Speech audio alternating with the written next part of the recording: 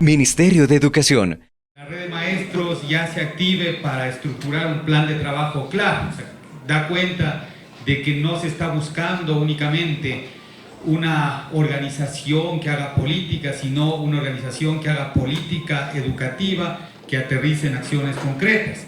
Y por eso me parece relevante el que el día de hoy podamos nosotros como Ministerio de Educación exponer de manera clara cuáles son las aspiraciones que nosotros tenemos en la relación con el magisterio ecuatoriano.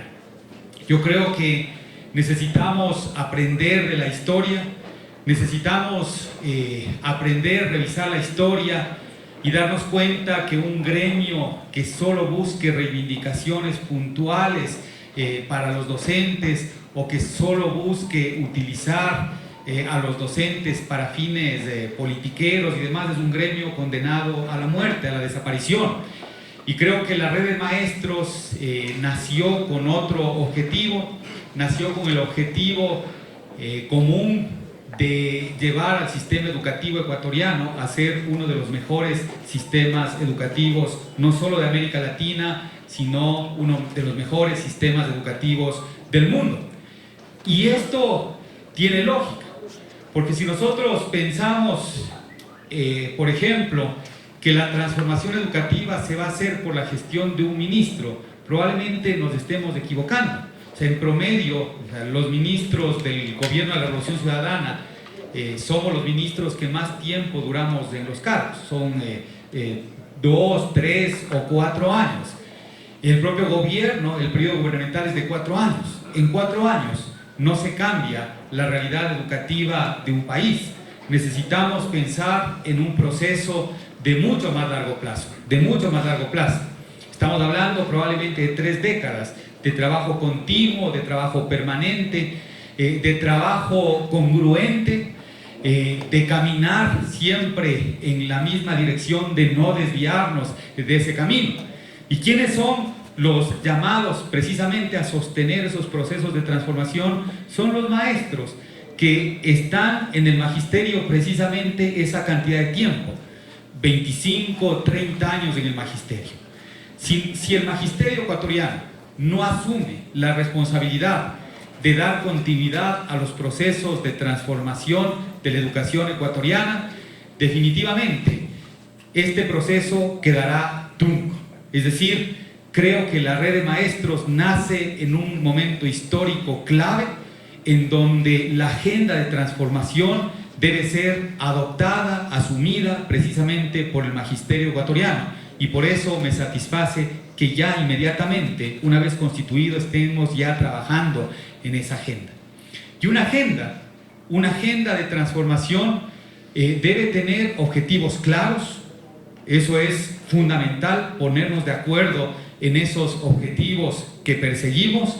Debe tener metas claramente definidas, metas de corto plazo, de mediano plazo, de largo plazo, metas relacionadas a la gestión, metas relacionadas a los resultados esperados, metas relacionadas al impacto social que esta agenda de transformación tendrá. Es decir, no vamos a improvisar. Mañana cualquiera podría decir, no, es que peleemos o hagamos una plataforma de lucha para que este año se tripliquen los salarios de los maestros. ¿Eso es factible? O sea, probablemente no sea factible. Alguien podría decir, vamos a hacer una plataforma de lucha para que, no sé, 140,000 maestros se vayan al extranjero a estudiar. No, ¿eso es factible? No es factible. Entonces necesitamos tener una agenda que efectivamente apuntale la transformación, pero que esté enmarcada en lo posible. Pero ya sabemos que para nosotros lo posible es lo que a lo mejor en este momento parece imposible. Entonces es tener una agenda que se fundamente en el principio de hacer lo que tengamos que hacer, de hacer lo necesario para cumplir con los objetivos de largo plazo.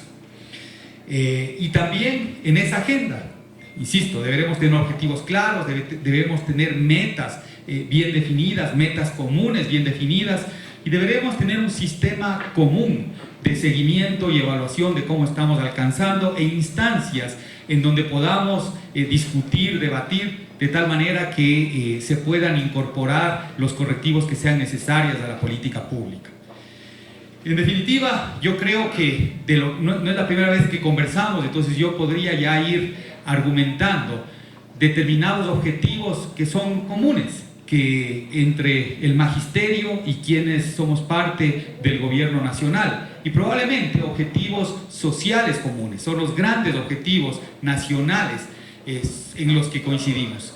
Creo que para nosotros ya debe ser tarea fundamental el plantear como objetivo general el que alcancemos como país la cobertura universal hasta bachillerato. Ese es un objetivo fundamental, pero también que esa cobertura esté enmarcada en estándares de calidad internacionales de categoría mundial. ¿Qué tiempo nos llevará eso? O sea, yo estimo que si nos planteamos una agenda de 25 a 30 años en materia de calidad, es absolutamente factible. El Ecuador, con una política de Estado, con un consenso nacional, con un magisterio que impulse esta agenda, fácilmente, digo fácilmente entre comillas, pero con voluntad, podemos alcanzar este gran objetivo de en 25 años tener el mejor sistema educativo del mundo. Esos son los criterios que deben orientar la construcción de esta agenda. No podemos conformarnos con nada mediocre, no podemos conformarnos con pequeños avances, debemos hacer un gran compromiso de transformación profunda, cobertura universal hasta bachillerato y los máximos estándares de calidad a nivel mundial de aquí a 25 años. Y después, como objetivo específico, definitivamente creo que debemos trabajar para que la vanguardia, el protagonismo, los actores protagónicos de este proceso de transformación definitivamente sean los maestros ecuatorianos. Si nosotros nos ponemos claros en que estos son los objetivos que perseguimos, entonces también deberemos estar claros en que habrá que trabajar conjuntamente, por ejemplo, en estructurar los presupuestos de corto, mediano y largo plazo que gestionará el Ministerio de Educación. Por ejemplo, ya deberíamos convertir en una política de Estado que al menos el 5% del presupuesto educativo se destine a la formación y actualización de los docentes para que se tengan todas las herramientas que permitan el ascenso en la carrera. Eso debería ser una política de Estado. Deberíamos estar los docentes y la sociedad entera vigilantes de que en cualquier gobierno eso siga sucediendo. Deberíamos tener claridad respecto a cómo gestionar el presupuesto, por ejemplo, para hacer el mantenimiento de la infraestructura educativa, la construcción, remodelación de instituciones educativas.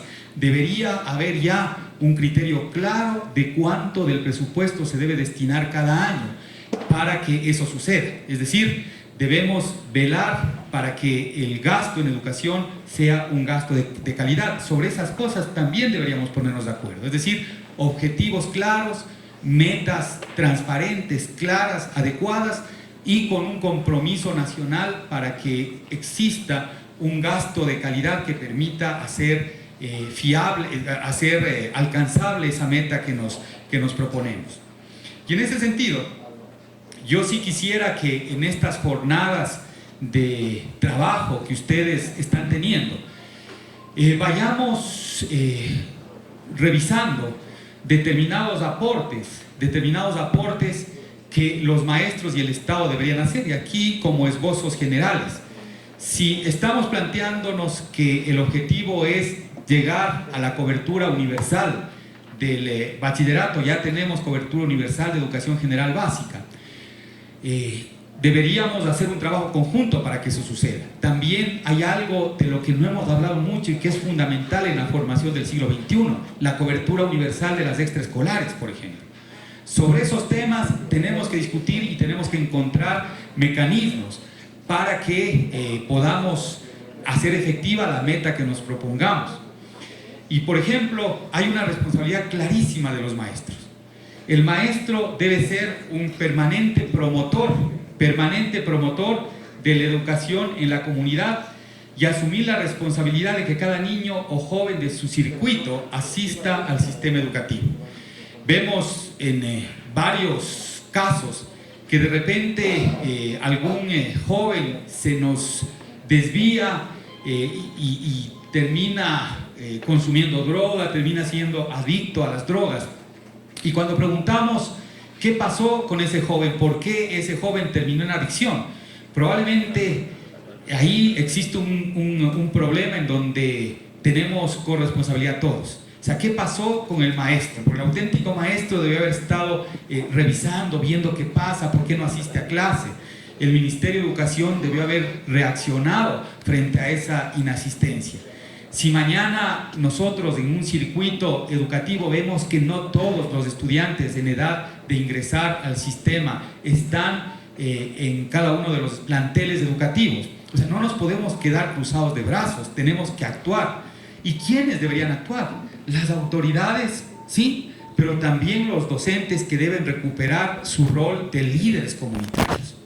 Acá, por ejemplo, creo que hay que plantearse como uno de los objetivos el que, así como estamos sectorizando la asignación de cupos a los estudiantes, es decir, que el estudiante estudie cerca de donde vive, creo que sería muy relevante hacer un programa similar para los docentes, para los maestros, de tal forma que el docente, el maestro, recupere la función social que tuvo a lo largo de la historia de la humanidad.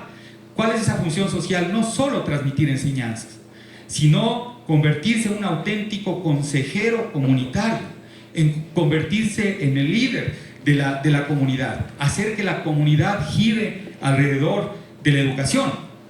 Ahí hay una tarea pendiente que es prioritaria para evitar esta despersonalización de la educación que hoy tenemos. Casi como que vemos a los estudiantes como seres anónimos a los que anónimamente también el maestro le entrega un paquete de conocimientos. Entonces aquí hay un tema sobre el que podemos trabajar, y el otro tema, si queremos llegar a tasas netas de asistencia altas, un enorme esfuerzo de nivelación de aquellos estudiantes que van con rezago educativo a los establecimientos. Y desde la perspectiva del Estado, como responsabilidad fundamental, deberá estar sin duda el sostener este compromiso de dotar la infraestructura necesaria, el equipamiento necesario. Necesitamos tener un plan conjunto, saber cuándo es que va a llegar la intervención del Estado a cada uno de los circuitos, a cada establecimiento. Hemos hecho cálculos de lo que significaría tener al 100% de los estudiantes en jornada matutina con una infraestructura y equipamiento adecuado. Son alrededor de 13.000 a 15.000 millones de dólares. ¿Es posible hacer eso en un año? Ustedes consideren que el presupuesto anual de inversiones del Ecuador es de alrededor de 8.000 millones de dólares. Es decir, debería el Ecuador dejar de invertir en todo y dedicar 2 años solo a infraestructura educativa para ponernos al día. Eso probablemente no se puede hacer en 1 año o en 2 años. Eso tiene que ser una estrategia de mediano y largo plazo. A lo mejor en 10 años podemos ya tener esa infraestructura educativa, pero mientras tanto, ¿qué vamos a hacer? ¿Qué mantenimiento le vamos a dar a los establecimientos? ¿Cómo vamos a operar los establecimientos para que presten las condiciones mínimas necesarias para una educación de calidad? Sobre eso también deberíamos trabajar. Entonces ahí ustedes pueden ver como ejemplos distintas áreas en donde deberá existir un esfuerzo del docente y también un compromiso, no del gobierno nacional, del Estado ecuatoriano para sostener estos procesos. Las construcciones de unidades educativas del milenio después del 2017 no pueden parar. Al 2017 vamos a entregar 300 unidades educativas de milenio, pero necesitamos 900. Al 2017 probablemente alcancemos a remodelar integralmente alrededor de 500 establecimientos educativos emblemáticos, pero necesitamos 4.500. Es decir, todo este proceso no debe parar. ¿Y quiénes van a ser los garantes de que esto no pare? Precisamente el magisterio debería ser el que esté garantizando, impulsando que se dé continuidad a la política pública. Sigamos, por favor.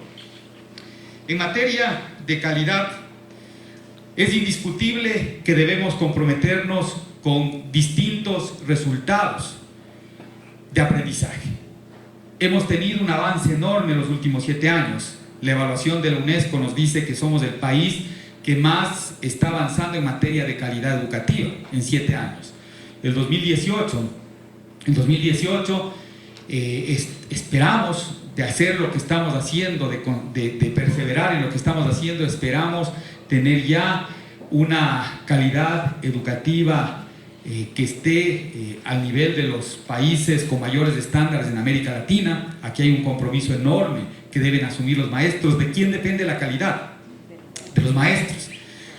Cuando yo saco un resultado de aprendizaje, o sea, cuando yo evalúo y obtengo un resultado de aprendizaje, no hay que regresar a ver al gobierno. Probablemente el gobierno provee las herramientas para que eso suceda, pero el resultado del aprendizaje es directamente proporcional a la calidad del magisterio. Entonces acá debe existir un compromiso enorme en este sentido. Y por ejemplo, la responsabilidad del maestro deberá ser, y de la red de maestros, deberá ser impulsar esta formación y actualización profesional conforme a los requerimientos de la carrera. Ya existe una carrera establecida, sabemos que cada 4 años podemos ascender, y sabemos que para ascender el Estado deberá proveer de 330 horas de actualización profesional. 330 horas cada 4 años es lo menos que podemos hacer para garantizar que tengamos los conocimientos de vanguardia en el sistema educativo, y la red de maestros deberá ser el principal impulsor de que esto suceda. El liderazgo pedagógico en el plantel y en los respectivos circuitos. Yo creo que aquí está la principal tarea del magisterio y quizá la principal tarea de la red de maestros en el Ecuador.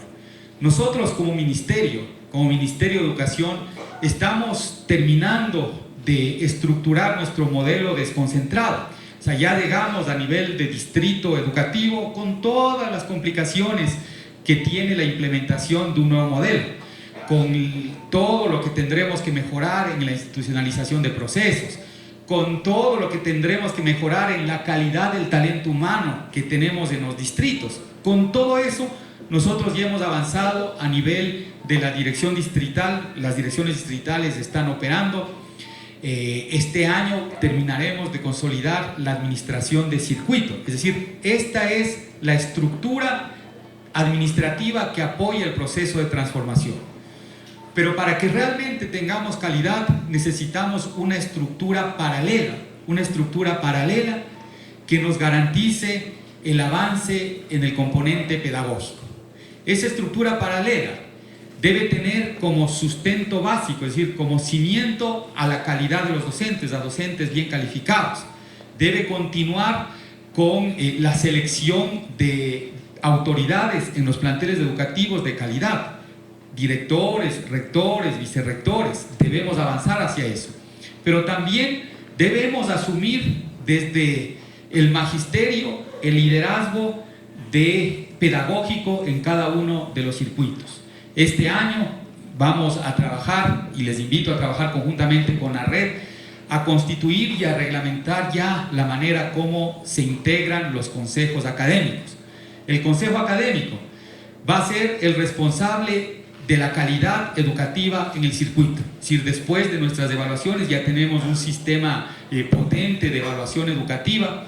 Después de nuestras evaluaciones, este consejo académico será el que recomiende a la parte administrativa lo que debemos hacer para mejorar o para saldar problemas que tengamos en el circuito. Por ejemplo, o tenemos malos resultados en matemáticas de cuarto de GB, o sea, inmediatamente decir, a ver, ¿dónde están los problemas? ¿Cómo se saldan? Necesitamos en este circuito actualización docente.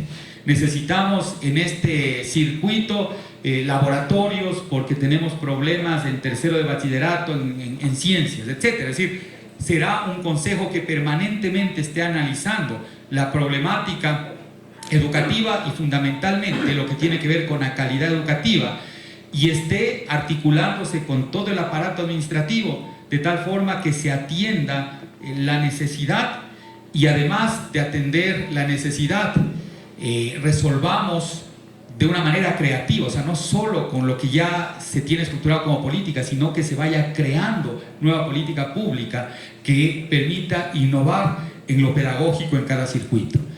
En principio, la propuesta que haremos es que estos consejos académicos estén integrados por los rectores más destacados de cada uno de los circuitos. Entonces, hasta el 13 de abril nos habíamos comprometido a tener una agenda conjunta entre la red de maestros y el Ministerio de Educación, y el 13 de abril deberemos también firmar este gran acuerdo donde vamos estructurando todo el componente de innovación pedagógica, de transformación pedagógica en cada uno de los circuitos, y haremos una propuesta para la integración de estos consejos académicos que deberá hacerse ya en este mismo año. De otro lado, responsabilidad del Estado, les decía al principio, debemos hacer que la política de Estado sea destinar al menos el 5% del presupuesto de educación a la capacitación, actualización y formación en alto nivel de nuestros docentes. ¿Qué significa el 5% del presupuesto? El 5% del gasto corriente es alrededor de 100 millones, 125 millones de dólares anuales que debería destinarse a capacitación. Eso es absolutamente factible. De hecho, ya hemos abierto el camino el año pasado. Las 2.300 maestrías son una muestra, cerca de 20.000 docentes capacitándose. Este año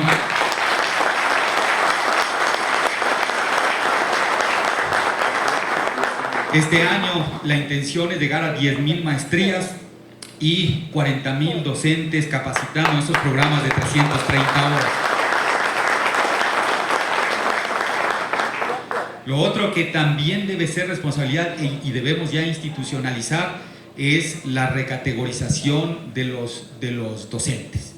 Tuvimos, ya conocen ustedes las cifras, tuvimos a diciembre de 2013 102.000 docentes que podían postularse a la recategorización.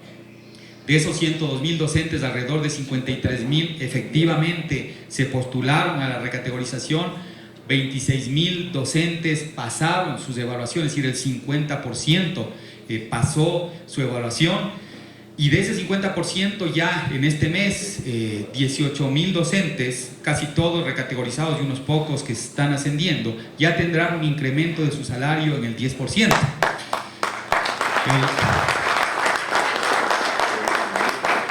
Y aquí hay que transmitir a los compañeros lo que decíamos en la constitución de la red de maestros. Vamos a hacer un esfuerzo conjunto, el Estado un esfuerzo de remunerar mejor, pero el docente un esfuerzo de capacitarse cada vez más. O sea, las evaluaciones ya deben ser una constante. Creo que ya perdimos el miedo a la evaluación. Creo que ya sabemos que la evaluación no tiene fines punitivos, sino de mejora de la calidad. Y acá hay que hacer un esfuerzo enorme con la red de maestros. Si en el 2003 eran 102.000 docentes y en este momento que estaban en proceso o que podían iniciar su proceso de recategorización, y en este momento 18.000 ya se han recategorizado, eso quiere decir que el 18% se ha recategorizado. Necesitamos trabajar este año de manera conjunta para que ya todos los maestros inicien su proceso de recategorización y que hacia finales del periodo de gobierno del 2017 todos hayan sido ya sujetos de recategorización porque aprobaron las evaluaciones. Y eso significa que si es que tenemos algún requisito incumplido, como por ejemplo la evaluación, tengamos que hacer un esfuerzo conjunto para capacitar, actualizar, darles todas las herramientas, ponerles a su alcance las herramientas para que con su esfuerzo personal puedan definitivamente ascender rápidamente de categoría. Y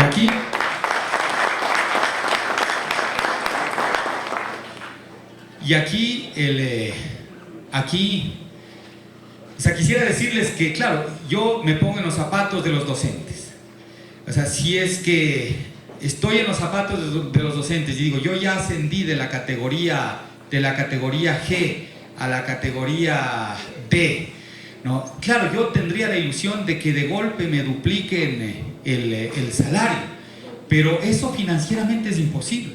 O sea, es imposible si mañana tenemos 100.000 docentes recategorizados y si esos 100.000 docentes recategorizados suben 2, 3 categorías, presupuestariamente es imposible que en un solo año se puedan igualar. Eso significaría centenas de millones de dólares. O sea, cosa que materialmente se hace difícil e implicaría hacer un compromiso demagógico con la red de maestros, porque no se podría cumplir ese compromiso. Lo que hicimos desde abril del 2014 es establecer que se haga la recategorización, efectivamente, que si alguien ascendía más de una, de hecho la recategorización implica ascender más de una categoría, el ascenso se haría año tras año. Si alguien subió 4 categorías, durante los próximos 4 años verán cómo su salario se incrementa en aproximadamente el 10% anual hasta llegar a la categoría máxima. Pero eso no significará que se conculque el derecho. Por ejemplo, si alguien ya está en categoría D, aunque esté ganando como en una categoría inferior, y puede ya participar para ser rector de un establecimiento educativo, rige ese derecho, porque ya está en categoría D. Lo único que estamos haciendo durante los próximos años es nivelando su salario. Entonces, quienes hayan ascendido, se hayan ubicado ya en una categoría D o superior, están en su derecho de participar en los concursos para directivos, de asesores, auditores, etcétera, que iremos implementando. Después, necesitamos trabajar, y es importante, no, regresemos, es importante que trabajemos en lo que debe significar la revalorización de la carrera docente. Yo estoy convencido que en este momento la equivalencia que se hace de la remuneración del docente en cada una de las categorías con la de servidor público todavía es injusta para los maestros, desde una perspectiva. Desde otra, me parece absolutamente justa. ¿Podemos pasar a la lámina comparativa? No, bajemos, sigamos. Ya, quiero que vean esta lámina. A mí me parece absolutamente injusto porque efectivamente la carrera, la profesión de las profesiones debería ser, si bien no la que mejor se paga, es decir, si bien no aspiramos a lo superfluo, pero sí debería ser una carrera que al finalizar después de 25 o 30 años de labor, esté en un equivalente mucho mayor del que está en este momento, en donde llegamos al servidor público 7, es decir, alrededor de 1.600 de salario. O sea, desde esa perspectiva me parece injusto. Si es que nosotros solo trabajaríamos para reclamar derechos, o sea, probablemente la gran presión que haríamos es a que eso se suba, a que eso cambie. Sin embargo, yo le invito a la red de maestros a que asociemos la reivindicación de ese derecho con los resultados que le entregamos al país. Y eso implicaría que como política de Estado deberíamos buscar que el escalafón vaya incrementándose conforme vamos mejorando en calidad. En esta lámina ustedes pueden ver una comparación entre los resultados TERCE en matemáticas en cuarto de EGB, y esto es solo como un ejemplo. Entonces, ¿qué pueden ver? En el eje de las X, o sea, en el eje horizontal, están los resultados en el TERCE. Y en el eje vertical están los salarios ajustados por paridad de poder de compra. Entonces, para aclarar, la idea es comparar o sea, no es lo mismo ganar $100 aquí que ganar $100 en Chile. O sea, con los $100 que yo gano en el Ecuador, o sea, compro en el Ecuador mucho más de lo que podría comprar con los mismos $100 en Chile. Entonces, por eso hay que hacer un ajuste en función del costo de la vida en cada país. Haciendo ese ajuste, ustedes pueden notar que quienes tienen un salario mayor en América Latina, los docentes que tienen un salario mayor en América Latina son precisamente aquellos docentes cuyo sistema educativo obtuvo mejores resultados en materia de calidad. Argentina, México, Uruguay, y en este caso el único que nos sesga solo en matemáticas, porque en otras áreas sí está por arriba de nosotros, es Colombia. Pero existe una correlación, existe una relación entre resultados en calidad con remuneraciones. Por eso les decía que en el Ecuador, si bien tenemos que pensar en la revalorización de la carrera docente, también tenemos que pensar en la calidad, y que una política de Estado podría ser precisamente el que se vaya incrementando el escalafón en la medida en que se incrementa la calidad. Si es que nosotros en el 2018 obtenemos resultados similares a los de Chile, ¿cuál debería ser el nivel salarial de los docentes? El nivel de Chile. O sea, eso debería ser la política de Estado. Si en 25 años nosotros obtenemos los resultados que tiene Finlandia o que tienen los maestros de Shanghái o Corea, los sistemas educativos de Shanghái o de Corea del Sur, ¿cuál debería ser nuestro nivel salarial ajustado por la paridad de poder de compra? Precisamente la de los países que tienen mayor calidad. Estaba en una entrevista en la radio pública y Luis Ramiro Pozo, ¿le conocen a Luis Ramiro Pozo? ¿Quién es? Entonces él decía, bueno, ya lo que ustedes están ofreciendo o lo que están planteando es un dando y dando. Efectivamente, dando y dando. O sea, ¿qué da el Estado? El reconocimiento a la mejora de calidad.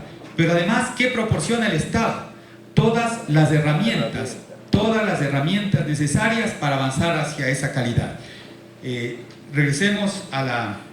o sigamos, me parece. Bajemos. Subamos, despacito. Miren, aquí quiero mostrarles cómo efectivamente estamos entregando todas las herramientas necesarias. Este es el número de horas de capacitación a docentes. ¿Cómo hicimos este cálculo?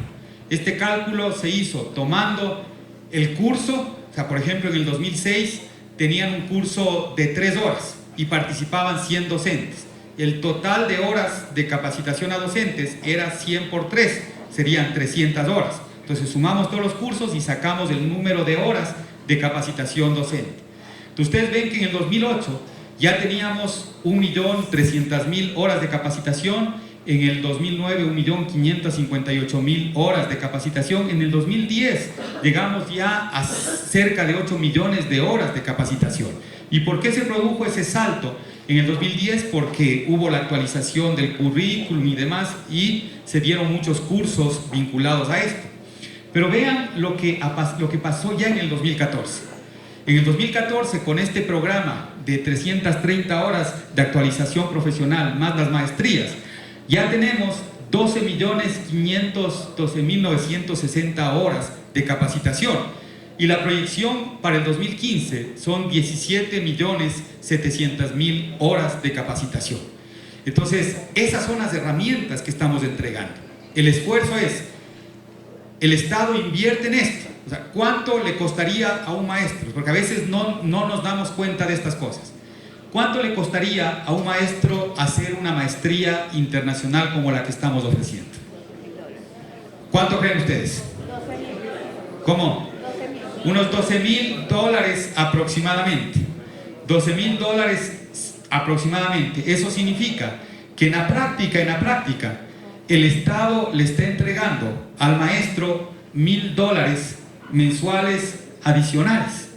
$1.000 mensuales adicionales para posibilitar su recategorización y demás. Es decir, la inversión en capacitación que estamos haciendo, esto no hace ningún Estado. Si ustedes revisan si Chile, Uruguay, cualquier país tiene programas de este tipo, no tienen programas de este tipo. Son absolutamente marginales. Entonces, nuestro objetivo va mucho más allá y estamos haciendo una transferencia directa de recursos a los maestros. ¿A qué maestros? Aquellos maestros que quieren formarse, que quieren actualizarse permanentemente. Sigamos, por favor. Entonces, ¿qué es lo que estamos planteando como metas de corto y mediano plazo hasta el 2017?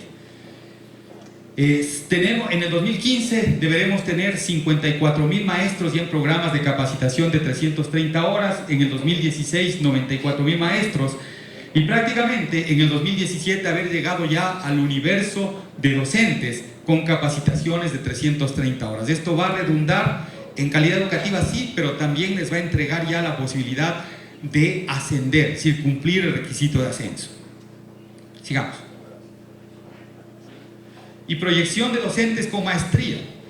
La idea es que tengamos cada año 10.000 docentes más incorporándose a los programas de maestría internacional, de tal manera que al 2017 hayamos alcanzado entre 37.000 y 40.000 maestros ya con formación de maestría en alto nivel. O sea, nosotros creemos que esto es una transferencia directa de recursos a los maestros y de eso deben hacer conciencia nuestros docentes. O sea, se está invirtiendo en ellos. Estos recursos están yendo directamente al bolsillo, entre comillas, de los maestros, pero fundamentalmente a un bolsillo que después revierte en beneficio de toda la colectividad y de todos los estudiantes. Sigamos, por favor. En definitiva, o sea, aquí hay algunas metas que nos estamos proponiendo para este próximo año. Lo que quiero hacerles notar es que ya existen establecidas metas de mediano y de corto plazo. Esto es lo que buscamos en este año 2015. Docentes con nombramiento llegar ya al 95%, es decir, prácticamente erradicar el formato de docentes contratados. Y acá también una novedad: hemos hecho las gestiones necesarias de tal forma que los reemplazos, porque esto era del siglo XIX, y seguramente les pasó a muchas madres que están aquí. O sea, cuando tenían que salir a dar a luz, ¿quién pagaba sus reemplazos? O sea, ¿quién tenía ya la responsabilidad, la obligación del docente dejar un reemplazo en su periodo de maternidad? ¿Ustedes pueden creer que eso haya sido posible? O sea, cuando a mí me contaron esto, o sea, juraba que estábamos en el lejano oeste, por ahí del siglo XIX. Esto no puede ser posible en el siglo XXI. Entonces hemos trabajado ya con el Ministerio de Finanzas, de tal manera que de aquí en adelante los reemplazos no serán con maestros contratados. Los reemplazos se harán con horas extras, fundamentalmente con docentes que tengan una baja carga horaria. ¿Cuáles son los docentes que tendrán una baja carga horaria? Los inspectores, las autoridades que también deberán colaborar y los docentes tutores. Es decir, ya no más eso de buscar el reemplazo. Si salen a estudiar una maestría, el otro día en Twitter un docente me decía: ¿y ahora qué hago? El lunes ya tengo que asistir a la maestría. Le pasé ese Twitter a Vanessa para que resuelva, no sé si se resolvió ya, pero el tema es que nosotros deberíamos poner reemplazo. ¿Y cuál va a ser el mecanismo? Horas extras. También se va a beneficiar de la hora extra el docente que esté en funciones y que podría hacer tener una carga adicional, y para eso se deberá coordinar con las autoridades de cada plantel educativo. Esos son temas que también deberíamos trabajarlos al interior de esta agenda conjunta que sostendremos. Habíamos hablado ya de los docentes cursando maestrías, formación continua y el gran objetivo de llegar al 100% de recategorizados en este año. Como les decía, compañeros y compañeras, estamos en un momento histórico. El momento histórico, creo que el hito de ese momento histórico fue la creación, la constitución jurídica de la Red de Maestros por la Revolución Educativa. Sin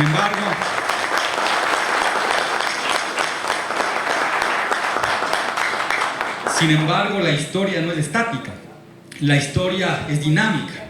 Entonces vamos a ver si es que valió la pena esa constitución, cuando de aquí a 25, 30 años, digamos, ahí estuvieron efectivamente los maestros revolucionarios que supieron hacer congruente la mejora de la calidad con la reivindicación de los propios derechos, y que trabajaron con principios de corresponsabilidad, de justicia y de excelencia. Están ustedes apenas dando los primeros pasos. A veces estos grandes eventos pueden hacer que nos durmamos en los laureles, y eso a la red de maestros por la revolución educativa no le puede pasar. El país ha reconocido y ha visto como positivo esta Constitución, ha visto como positivo, se ha acogido, el país ha acogido positivamente al maestro ecuatoriano, o sea, le ha vuelto a acoger como una persona que efectivamente está procurando la transformación. Ustedes están cambiando ese estereotipo que lastimosamente se creó del maestro. O sea, cuando decían maestro, ¿qué maestro? Hasta ya querían cambiar el nombre de maestros. O sea, no usemos maestro, ¿por qué? Porque se asociaba maestro al que tira piedras, al que lleva a los estudiantes a protestar por cualquier cosa. La sociedad estaba hastiada, estaba cansada de eso. Por eso es que este gremio se está extinguiendo y están haciendo un nuevo gremio con una fortaleza y con legitimidad. Pero ¿cuál es la legitimidad de este gremio? Nunca perdamos de vista qué es lo que le está dando legitimidad en el seno de la sociedad. Le está dando legitimidad el hecho de que está apuntando fundamentalmente a mejorar la educación para nuestros niños, niñas y jóvenes. Eso le da legitimidad. El principio fundamental, la razón de ser de esta red de maestros, el discurso de la red de maestros ha tenido acogida porque se habla de calidad, porque hablan de maestros por la calidad. Entonces eso hace que la sociedad reconozca. Otra de las cosas que también está reconociendo la sociedad es que quienes integren la red de maestros no integran la red de maestros por conseguir la dirección de una escuela, el rectorado de un establecimiento, un determinado cargo público. Quienes integren la red de maestros van a ser aquellos maestros que vocacionalmente impulsen la transformación. Si hay alguien que, y eso lo hemos conversado con Wilmer, con los compañeros coordinadores de la red, si hay alguien que pensó que integraba la red de maestros para lograr alguna canonjía especial, que se le haga un procesamiento, un proceso especial, único, para que se le dé nombramiento, etcétera, se equivocó. Porque esta red de maestros se está legitimando también por la transparencia, por erradicar el tráfico de influencias, por sustentarse en el mérito, por sustentarse en la vocación de los docentes. Esos son los principios, esos son los grandes retos que deben inspirar la acción de esta red. Y así como nosotros hemos logrado este nivel de desconcentración hasta circuito, yo sí aspiraría, tengo una expectativa enorme para que ustedes puedan ir integrando sus directivas, su organización hasta el nivel de circuitos, e incluso que estas redes de transformación operen también haciendo política educativa, no politiquería, operen también en los establecimientos para asumir los liderazgos pedagógicos que son necesarios. Vamos a trabajar juntos, compañeras, trabajar juntos significa no pensar iguales. O sea, lo menos que esperamos es tener homogeneidad en el pensamiento. Queremos tener homogeneidad en la calidad educativa en el país. Pero sí, ojalá tengamos mucha diversidad de pensamiento de tal manera que podamos debatir y podamos construir. Hace pocos días tuve la posibilidad de casar civilmente, o sea, no eclesiásticamente, por si acaso. Todavía. Casar civilmente a una pareja de jóvenes.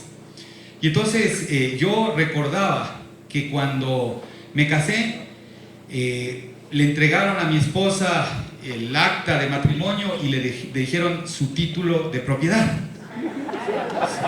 O sea, eso le dijeron, y después pensé que solo había sido dedicado, que era solo por mí, pero después asistí a muchos otros matrimonios, ¿no? Y efectivamente era casi como una tradición entregar el título de propiedad al esposo.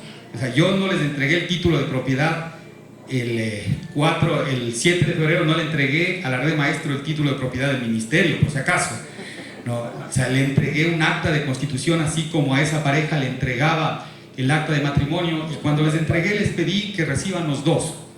Y yo hacía una reflexión en ese matrimonio y decía que en realidad el éxito de un matrimonio pasa por el respeto de la individualidad y por saber de antemano que son más las cosas en las que somos diferentes que en las cosas que somos iguales.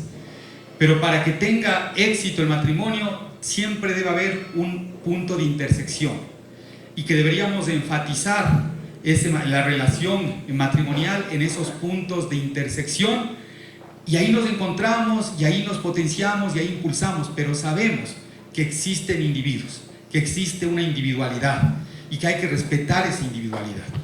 Y eso es lo que les quiero invitar a hacer en este matrimonio del magisterio con el Estado, con el gobierno nacional.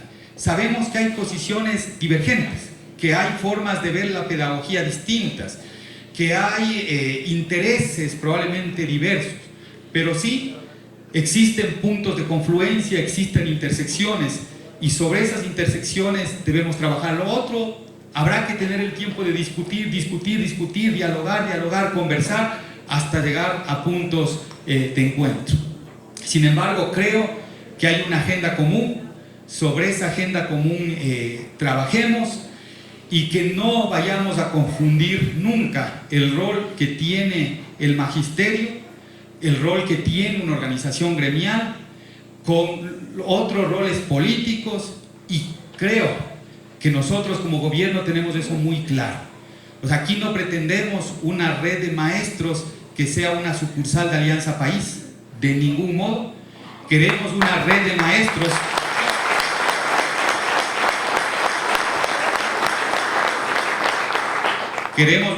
maestros en donde sí, efectivamente, el gobierno, Alianza País, la red confluyan a ese gran objetivo común, que es llevar al sistema educativo ecuatoriano en 25 o 30 años a ser el mejor sistema educativo del mundo.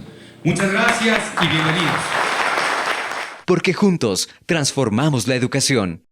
Síguenos en nuestras redes sociales: YouTube, Facebook, Twitter, Flickr.